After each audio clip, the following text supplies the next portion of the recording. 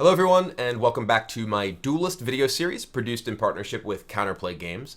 Today I'm going to be taking another look at decks with Shiro Puppy Dragon. It comes as no surprise, I imagine, that this is a card I've built a lot of decks around, and in many cases have tweaked old favorites to include this new favorite of mine that just happens to be an adorable puppy dragon. So this is my next Shiro Puppy Dragon build, which is a new take on Vanar aggro. Shiro obviously works very well in a deck that has a lot of small minions that can surround him and all get attack boosts. And similarly, Kara with her Bloodborne spell works very well with small minions that you can boost and get extra value out of as the game goes on. So sort of a match made in heaven, these two. Obviously, you want to play a lot of utility minions, especially utility cheap minions like Blood Tier Alchemist, Ephemeral Shroud. Maw is quite strong in this deck. All of these cards, especially Maw, are cards that obviously gain a lot of value if you're able to boost them with Kara's Kinetic Surge ability. Maw in particular, because getting that third point of health is huge because it starts to take multiple general attacks to remove it.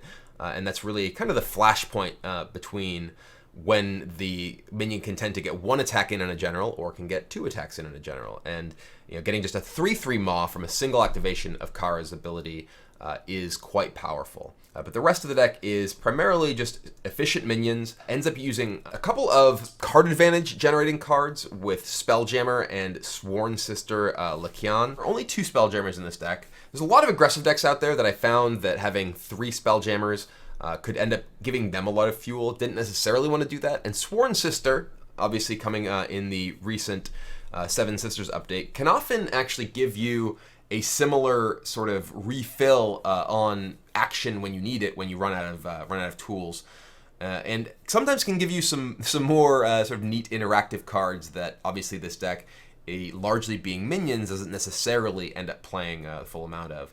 But even the minion theme carries over. I actually play Repulsor Beasts even over the 4th copy of Aspect of the Fox, simply because I want to ensure that I'm getting the most sort of bang for my buck from my cards, and in general, I want the Repulsor Beast to just throw a big provoke out of the way and end up allowing me to finish the game, which is what Aspect is going to do anyway, but I can get the body attached to it when I need a little bit of extra oomph.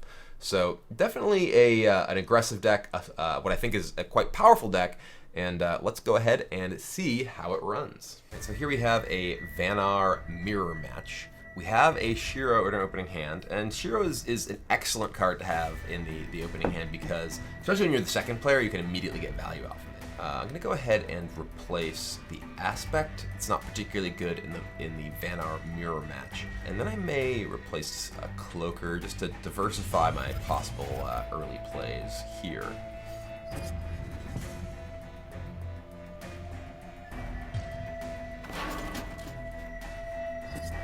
Alright, no play from my opponent turn 1, which is obviously very good for me. We'll replace Repulsor Beast. It's both not terribly powerful in this particular matchup, and is also a card that I'm generally looking for later in the game. It's something you usually want to break through provokes. So I'm going to open with Shiro into the Cloaker, and I'm simply going to play Shiro here, and the Cloaker in the middle so my opponent made no play. And I'll get a buffed up Cloaker. The Cloaker now has the ability to, potentially remove any 2-drop my opponent might play, but obviously didn't have a 2-drop at least initially. The 3 attack is a pretty big deal. It's one of the reasons that Shiro is quite powerful, is jumping your 2 3s to be 3 attack ends up allowing them to generally eat opposing early plays rather than have to attack into them twice. And even just doing an additional damage when your opponent attacks into it adds up very fast as well. Alright, a Glacial Elemental and a Snow Chaser. Alright, and it's Shiro. Poor Shiro. Alright, well, we have some pretty nice options here. I can move forward, also move Shiro forward. I could take this. My thought is that I want to play Maw and Healing Mystic this turn. I can use Healing Mystic to heal up my Cloaker and kill his Glacial Elemental. I can go ahead and Maw this. can actually just attack this too, so I don't necessarily need to Maw. If I move here, Healing Mystic on this there, then I can actually even also Cryo, so I don't even necessarily need to hit this.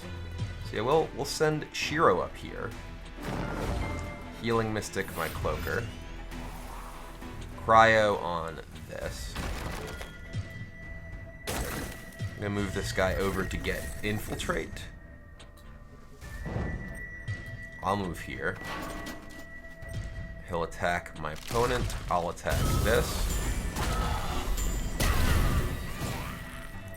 And then Shiro will pump these. I'm going to keep these. I'm going to have Kinetic Surge next turn, so having a fistful of minions is quite strong. The Shiro buff, now a 6-attack Cloaker, 3-attack Mystic, so pretty hefty team over here. Already done quite a bit of damage to my opponent. And this is one of the places that clearly Healing Mystic, obviously a great card, but it's particularly powerful when you're able to use it to heal up your minions and give them additional attacks. Usually, my opponent is obviously expecting that he'll just trade with my Crystal Cloaker with 2 general attacks, but me getting the additional damage in there and because of the Healing Mystic makes the situation much worse for him. Alright, there's another Glacial Elemental. Not really giving my opponent time to take advantage of this. Hopefully, we're going to see a Snow Chaser again. It obviously went back to my opponent's hand. So he's hoping, I think, the Snow Chaser hits the Crystal Cloaker. Ooh, it took out Shiro. Poor puppy. Alright, and this also, my opponent's movement means that the Crystal Cloaker won't have Infiltrate if it does attack my opponent, so it will be reduced in attack. I'm still in just a great position here. I can use my Bloodborne spell. We can kill this if I want with a Tiger, which will survive the attack thanks to the Bloodborne spell. I do think I want to get rid of the Glacial Elemental. It threatens to be very, very powerful if my opponent can play things like Bone Chill Barrier or other ways to generate multiple Vespier minions in the same turn. So I'm going to be wary of that. I think I do just want to remove it. So I think what I'm going to do is just move in here. Oh, nope, we want to obviously Bloodborne spell first. I actually think I'm going to replace the Cloaker though. Okay, we got a Cryo. Does that change anything? We could Cryo this and then just Maw this, or just Cryo this, not Maw it, and just Cryo and then use the ability. I think I actually like that better. So yeah, let's do all of this very quickly. This guy's got to attack. I attack here, he attacks there. This comes down to here, and then attacks him, attack him, attack him! Oh no, the rope, the rope! Attack him, attack him! Got him! Oof, just in time. So opponent's all the way down to 10. I was able to get my Bloodborne spell, so I can potentially play Tiger and then something else next turn as well. We were able to clear his entire board and do lots of damage in the process. We actually have lethal damage with just the Healing Mystic, ourselves, the Tiger, and Cold next turn, since our opponent's at 10. If he doesn't end up playing a Provoke or some kind of healing effect. My opponent clearly is playing a bit more of a controlling-oriented deck than I am. Already Displacer, yeah, you're just going to end up getting destroyed here. So, because my opponent was clearly playing with the Glacial Elementals and such, I wanted to take the most aggressive approach possible, which is why I've just been piling damage into my opponent's face. And Shiro wasn't necessarily the superstar of this game, but definitely got in, several extra damage with my Healing Mystic getting multiple hits, my Crystal Cloaker getting multiple hits. So actually the damage from Shiro was part of the reason that I had lethal that turn, thanks to those attack boosts. Well, that's going to be it. Let me know what you think of this deck, as well as what other decks you might like to see me explore in the comments. I hope you guys are enjoying playing with Shiro Puppy Dragon as much as I am, though I have to say, I don't really enjoy seeing him, get beat down on screen. I like it when Shiro just survives the entire game. That rarely happens. But anyway, thanks for watching, and I'll see you next time.